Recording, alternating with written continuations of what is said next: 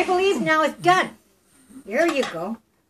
Okay, now you want to pour it in a way it doesn't splatter. So be very careful it doesn't splatter. So I'm pouring everything in this pot. Remember this. If you add too much water, it doesn't get so hot. But if you put less water, then depending on how hot you want it.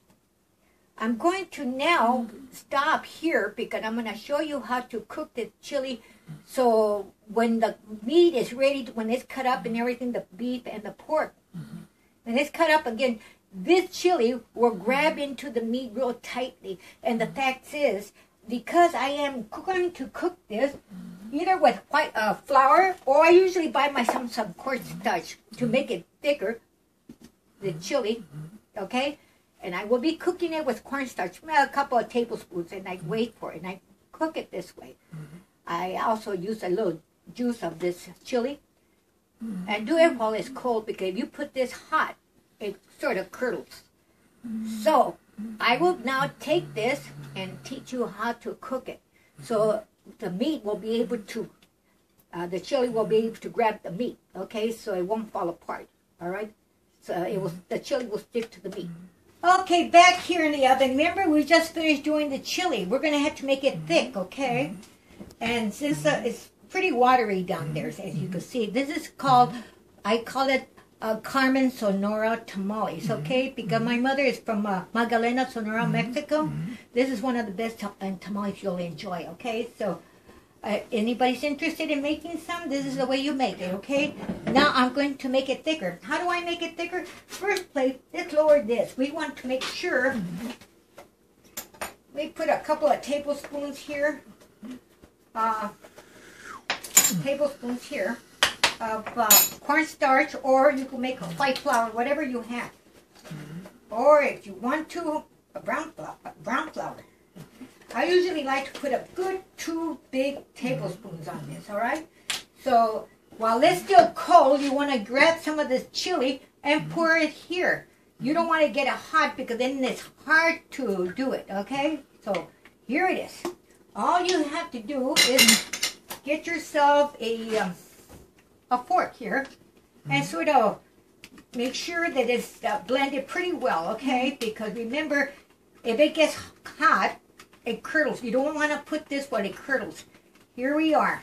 As you can see, I put cornstarch or white flour, or you want brown flour, as long as it's thick, okay? You want to make sure it's, make sure it's not hot because it does curdle. Make sure it's out of the chili, remember that. Here you go. Now I'm going to pour this in there very slowly, and while you're doing that, just blend it here, just keep on. Remember, it has to cook, and make sure it doesn't curdle, make sure all the flour is gone. Okay, here you go. And that's all you need here. And get yourself a spoon. And it will get thicker as it cooks. You need to have that done. Taste it. Make sure it has enough salt because it's going to, the meat has no salt. All the chili will have the salt, all the ingredients. And what you do is just continue cooking it. And as you can see, I'm putting it like about medium-low flame. Okay, let it cook for a while. And keep on checking it every about, here we go. Now, as I was saying, you can see the flame here. Because I would say it's a medium-low flame here. You detect.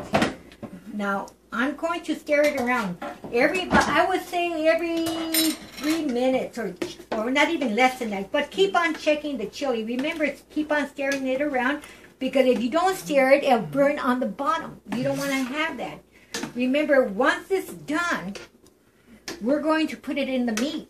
The meat already has to be cooked by the time I use this, okay? So, as you can see, it needs to get thicker. Just continue doing this and keep on checking it, okay? Make sure you keep on stirring it. You don't want it to be burned on the bottom. And if it looks like it's too much flame, lower the flame, okay? You're going to use this chili, and the chili will paste it on the meat. Because if you don't paste, it's because you didn't put that corn starch or the white flour or what you call brown flour, whatever suits you. Okay, I will close it up for a while, and I will continue stirring it up. Keep on shaking it, because this is very important, because this is going to be for the meat. Once it's done, and you have to do the meat, make sure the chili is in a cool place, because you can ruin the chili.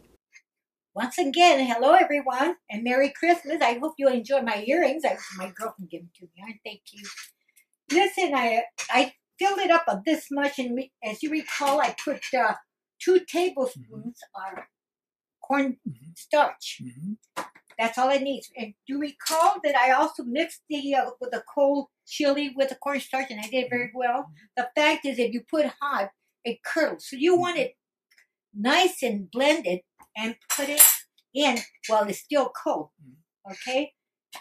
And I kept on doing it. Then I came back and I put more chili in there, more chili sauce.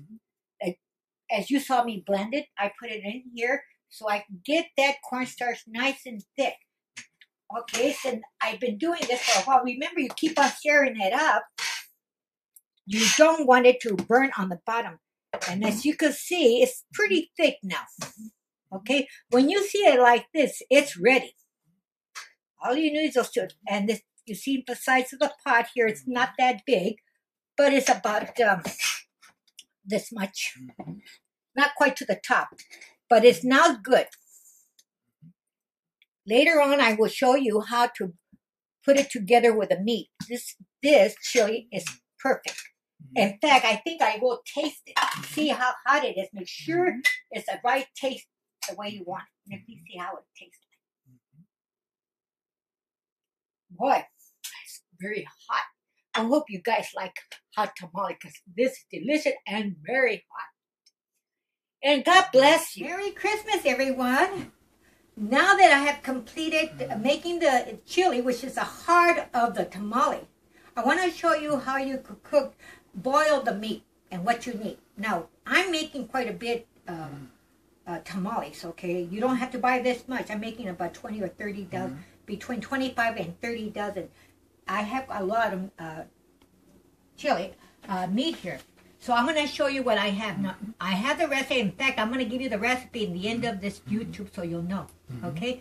Double the recipe if you need it. Now, I bought myself some beef chuck rolled meat. Okay? Here you go. You go buy at Costco, Smart and Final. Usually that's where I go. Okay? I bought myself a roast beef, 8 pounds. I'm sorry. This is actually 13 pounds, 8 pounds. Okay, now, this is for a lot of tamales. Don't forget the shoulder picnic pork, 11 pounds. You're going to need the bone of this. You need the fat of this, because you're going to mix it with this, because you'll need it to have the meat moist. You don't want to have dry tamales now. This is the heart of it. Now, to add more, I bought myself a boneless pork. This is to have more meat. This will all be blended together. The fact I put meat is very dry. You need the fat of the pork. Now, what I'm going to, and also you're going to need bay leaves and fresh garlic to put in. I'm going to put water in this, so yes, you can see. Now, if it's too big, you want to cut it. I'm going to start here with the, I believe I will start here with the beef. It's pretty large, but remember this, I'm making quite a bit of tamales.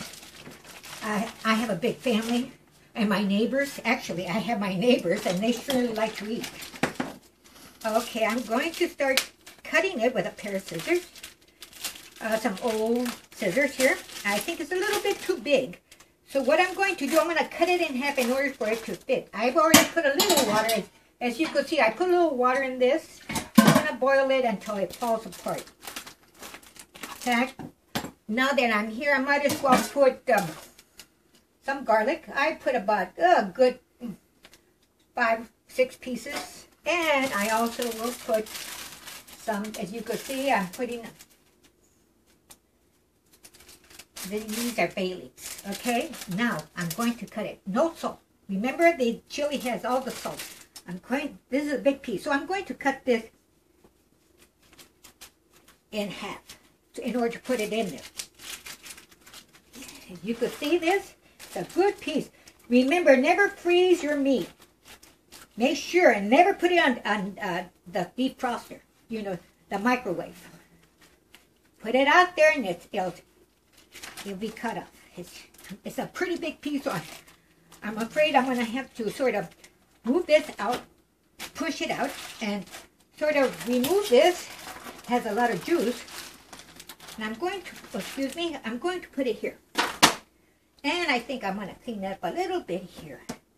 So the juice came out of there. Okay, I'm going to turn it around here and continue cutting it. I'm cutting the beef now. Rather difficult, but I've got enough muscles here for everything. In fact, I'm already a great-grandmother at 4 or 5. So my grandchildren sure like to make me great-grandmother. I told them I don't want to get old, but they insist that I should get old, so I walk every day, so I won't look so old. And I try not to worry, because wrinkles, I always get wrinkles when a person worries. You got to trust the good Lord. He's always there for you.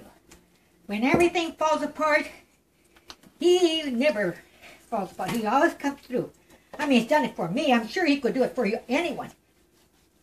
And I have 3 beautiful kids, 2 daughters and 1 son, a little bit older. My son just turned 42, my daughter's 45, my other daughter's just turned 35, I'm sorry, the other's 45. But they're beautiful, and they all, thank God, they're very healthy.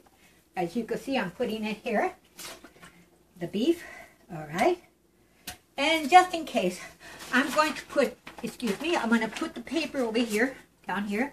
I'm going to mix it, the beef, with the pork. I'm going to knead that pork to bring the flavor to the meat. Here you go. Here's the pork. Okay. As you can see, I am putting beef and pork together. All right. Let me remove this. I will continue, and I will pour more water. You're going to boil it until it falls apart, okay? No salt. Remember that the chili has all the seasoning. Try to cover it up because, it's going to be boiled about 4 or 5 hours, so medium, low flame. Okay, I believe that I will pour more bay leaves in it. Don't worry about the garlic. The tastier it is. You're going to remove the garlic. And I add a little bit more. Okay, 4, 5, doesn't make any difference. Now, I'm going to cover it. I'm going to cook it for, I would say, about 5 hours, okay?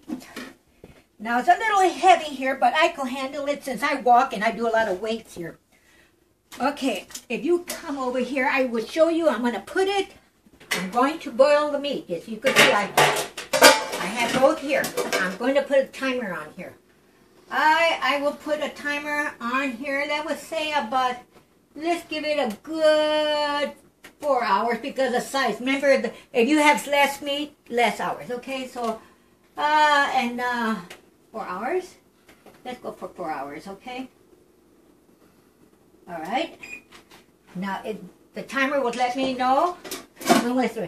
I'm putting this on medium-low flame, okay? Check your meat every so often. Make sure that the bottom is not wet. And if it needs more water, then add water. I will show you the water here. Here. As you can see. And here.